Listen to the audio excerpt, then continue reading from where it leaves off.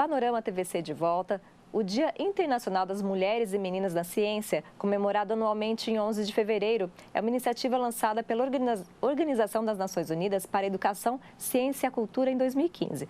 Desde então, a data é marcada pelo debate sobre o papel das mulheres nas pesquisas científicas. Para falar desse assunto, nós convidamos a professora da Unesp, Marilane Colnago. Boa tarde, muito obrigada pela sua participação. Boa tarde, eu que agradeço. Bom, vamos falar um pouquinho então sobre os trabalhos desenvolvidos aqui no IBILSE, na Unesp de Rio Preto, né? Você que foi também coordenadora do Comitê das Mulheres na Sociedade Brasileira de Matemática Aplicada e Computacional, foi entre 2021 e 2023, é isso? Isso mesmo. Então, vamos falar um pouquinho, começando. Eu gostaria, Mari, que você começasse falando, então, sobre os projetos aqui no IBILSE, de que forma as mulheres, as meninas estudantes estão inseridas nesses projetos. Tá, atualmente eu coordeno um projeto de extensão, né?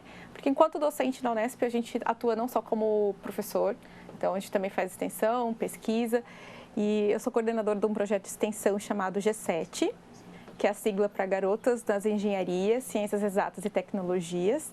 Esse projeto ele surgiu em 2020, e aí ele tem apoio da Pró-Reitoria de Extensão e Cultura da Unesp desde então. Tem apoio também da Sociedade Brasileira de Computação e da de Matemática Aplicada e Computacional, que você citou, que é a SBMAC. O objetivo principal que a gente tem ainda, né, com esse projeto, é de tentar diminuir os obstáculos que as mulheres têm, meninas e mulheres, né, porque ao longo de toda a vida, para estar se inserindo nas carreiras que a gente chama de STEM, que é uma sigla em inglês para Ciência, Tecnologia, Engenharia e Matemática.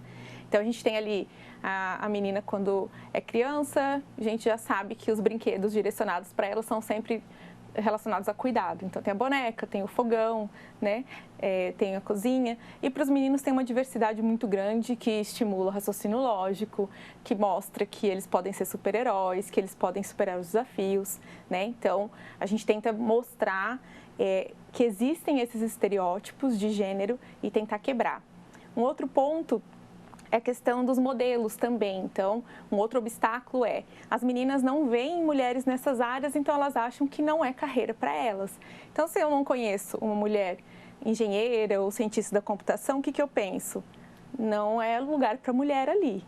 Então, a gente também tenta mostrar muito modelos de inspiração, não só mulheres que fizeram história, mas mulheres atuais, jovens cientistas, para mostrar para as meninas que existem lugar para elas em qualquer uma dessas carreiras. E também aquelas que já escolheram essas carreiras, então a gente tenta trabalhar com a permanência, né? Então, rede de apoio que é extremamente fundamental, mostrar que elas não estão sozinhas, né? Tentar lidar com os problemas de assédio, por exemplo, problemas relacionados ao cuidado, à maternidade, porque a gente não consegue ascender na carreira por conta disso, né? E relacionando com o comitê, aí a gente já trabalha com mulheres que estão mais ligadas na área de matemática aplicada e computacional, por conta da sociedade, e a gente também discute os problemas que a gente tem especificamente nessas áreas, na ciência, tentando buscar soluções, né, para que essas mulheres não se percam ali ao longo do caminho.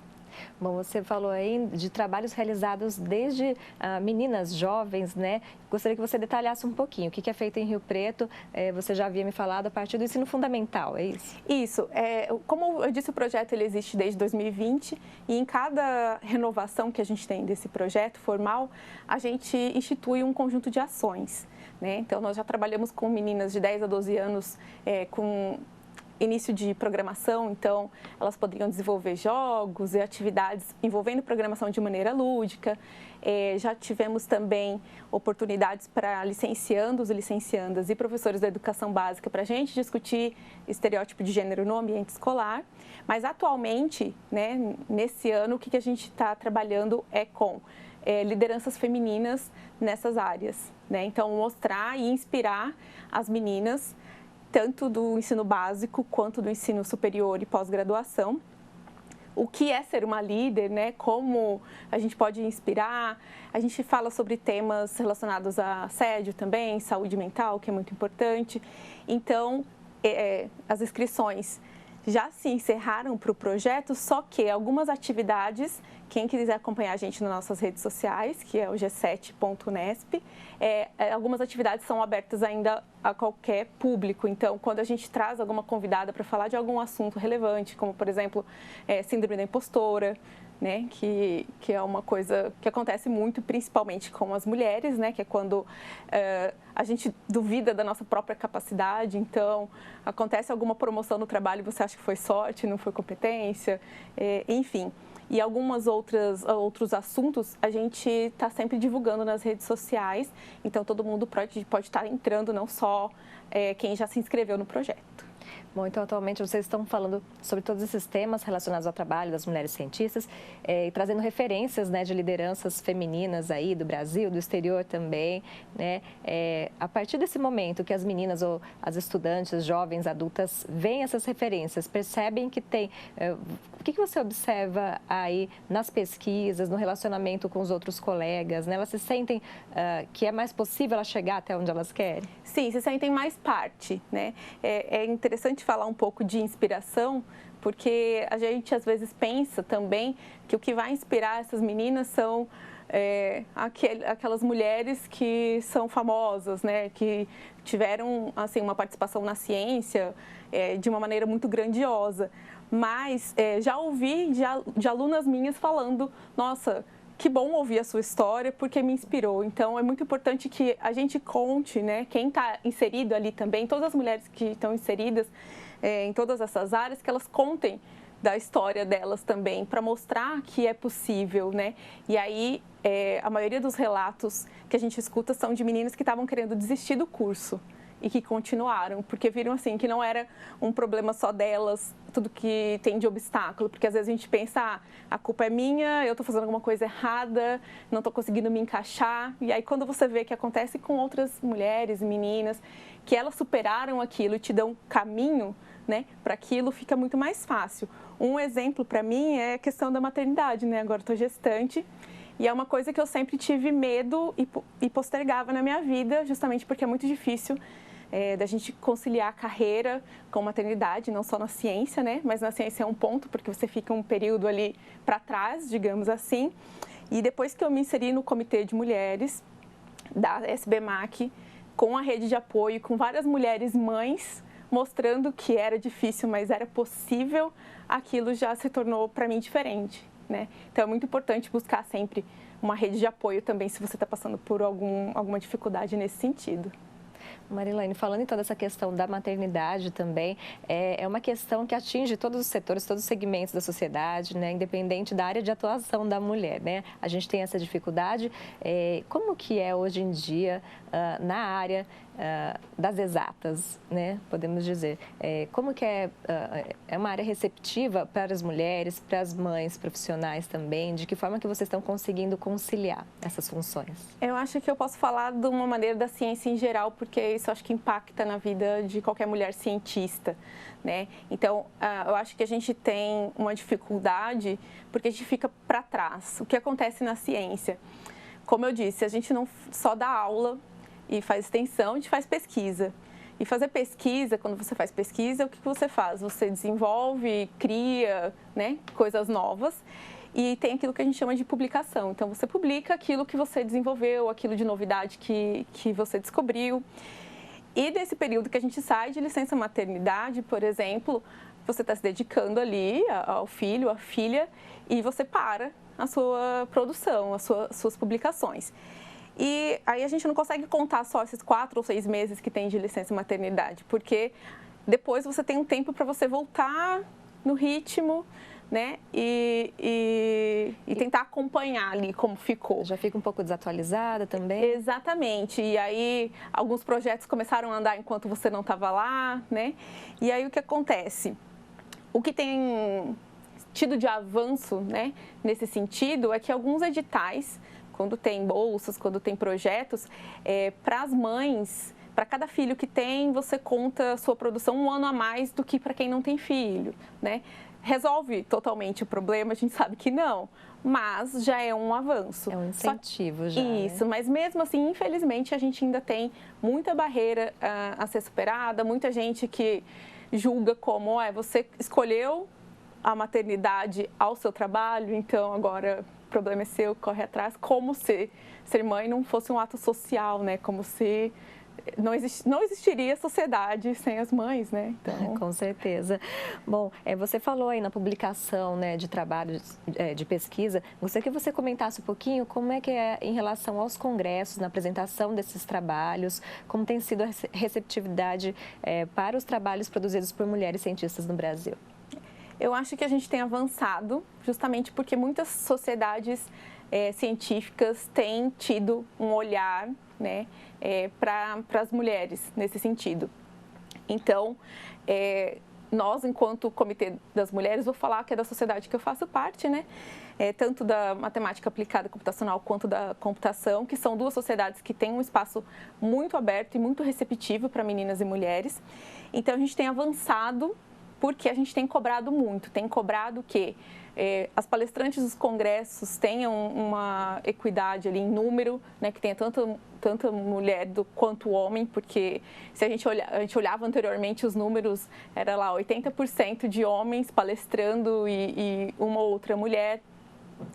Nós temos lutado para ter espaço para que mães possam levar os filhos, mães e pais também. Lógico que quando a gente fala de maternidade, também paternidade, aqui grande maioria da responsabilidade fica com a mãe, infelizmente, mas a gente tem lutado por espaços, então em alguns congressos de algumas sociedades já é possível você levar o filho, a filha, porque tem espaço para você amamentar, se você quiser, trocar, tem brinquedoteca, tem cuidadores, então eu acho que por ter esse espaço que a gente está tendo, né, para poder falar, a gente está podendo lutar por aquilo que a gente está buscando. Aí eu sempre falo que é muito legal a gente ver tantos projetos sendo desenvolvidos, né, na área, mas ao mesmo tempo é triste porque se está tendo esse tanto de projeto é porque a gente está precisando falar sobre o tema ainda.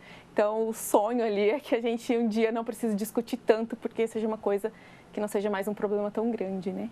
Nós estamos num momento aí de transição, né? De maior debate, maior evidência, né, dessas questões e geralmente essas iniciativas partem das mulheres, mas você tem visto também os profissionais, os homens colaborando para que as mulheres possam se inserir nessa área? Tem. A gente vê que está aumentando, não que a gente... que todos os homens, né, estão colaborando. Infelizmente, a gente sabe que tem muitos, não só homens, infelizmente mulheres também, né, que não entendem, por exemplo, a maternidade, se elas decidem não ser mães, mas que a gente tem tido um apoio maior, tanto que, por exemplo, nessa sociedade, na SBMAC, a gente teve uma gestão passada que era um homem presidente, e eu acho que foi assim, uma gestão que a gente teve muito apoio, porque era um homem, só que ele apoiava todas as iniciativas que a gente tinha, né? E na gestão atual, é também um homem que é presidente, eu faço parte da diretoria dessa gestão, só que pela primeira vez na história da sociedade, que tem mais de 40 anos, a gente tem de 7 membros, 5 mulheres. Então, eu acho que a gente está avançando e está tendo apoio, sim. Porém, infelizmente, todo ano nos encontros, nos congressos, em algum momento alguém vai fazer alguma piadinha, vai fazer algum comentário que acha que não tem problema nenhum, é só uma brincadeirinha. Então a gente ainda tem que lidar com isso. Porém, a gente não tem, assim, as outras pessoas apoiando esse tipo de comentário, esse tipo de brincadeira. Então a gente vê, assim, que o nosso apoio está aumentando. Bom, uma questão que leva um tempo ainda, né? Precisa de debate, precisa de visibilidade. E gostaria que você falasse para a gente encerrar, Marilene, dos seus trabalhos atuais, como é que estão no IBILS, suas pesquisas e quais suas perspectivas aí, se dedicando também à maternidade. Eu trabalho na área de ciência de dados, então trabalho uma área que é muito ampla, justamente porque hoje se fala muito de dados, então acho que todo mundo já ouviu falar alguma coisa sobre dados, todas as empresas têm dados dos seus clientes e muitas vezes a gente tem esses dados e o que a gente precisa é saber colher informações desses dados. Você tem um volume grande de dados e precisa retirar informações dali. Então eu trabalho com essa parte de retirar informações, síntese, estatísticas, né, sumários, fazer predições em cima dos dados que são dados. Trabalho mais com a área de energia sustentável e com áreas relacionadas à cana-de-açúcar. Mas eu desenvolvi o trabalho, né, junto com outros pesquisadores da Unesp e da USP, na SP Covid InfoTracker, que foi uma plataforma que a gente criou também durante a pandemia, que trabalhava com os dados da Covid do estado de São Paulo, né? Então, é uma área que tem muita aplicação e é legal por isso, porque muitas vezes a gente faz ciência e a população não tem acesso ao que a entender o que foi feito, né? Então, eu tenho o privilégio de fazer ciência numa área que dá para eu explicar e as pessoas vão entender as contribuições, né? E as minhas perspectivas para a maternidade são boas, estou deixando o terreno preparadinho para quando eu voltar, tá tudo bem. Tá certo. Bom, e você mesmo, então, é uma referência para as meninas de São José do Rio Preto e região, né? Que querem ser uma cientista, uma pesquisadora, né? De que forma que elas podem entrar em contato com você? Você dá alguma orientação também? Sim, com certeza. Como eu falei, tem o projeto, então pode procurar a gente nas redes sociais, o G7.Nesp, é G-E-C-E-T, né, a sigla, .nesp. Às vezes eu não estou lá direto, mas as meninas que estão em contato falam comigo. E se procurar o meu nome também no site do IBILS, da Unesp, encontra o meu e-mail lá também. E com certeza podem me escrever, que esse é um assunto que eu gosto muito de falar e de poder ajudar, de poder contribuir. Tá certo, Marilane. Muito obrigada pela sua participação. Eu que agradeço.